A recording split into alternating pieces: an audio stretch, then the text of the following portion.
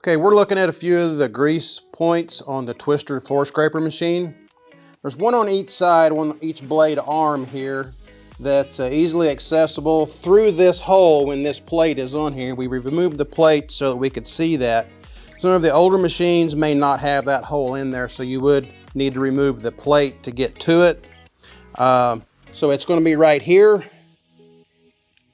and we'll just put a few pumps in there.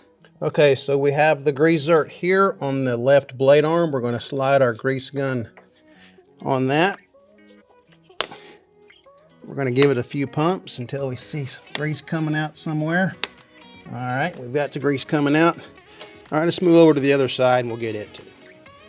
Okay, as you can see, this one here is easily accessible through this hole. I'm going to shine a light in behind it, make sure that I'm on the right spot.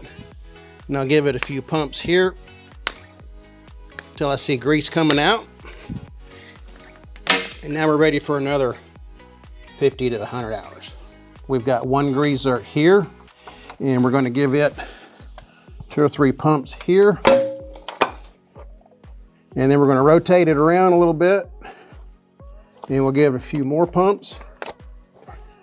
And then you can see this axle has a grease zert on it.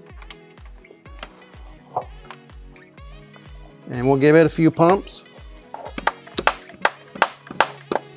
And we're going to rotate that wheel and give it a few more pumps. And now we're ready to go back in service. Okay, and we've got 2 more on this shifter assembly.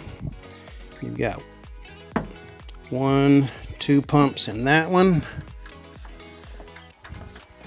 We're going to give a couple of pumps in that one. And we're ready for another 100 hours.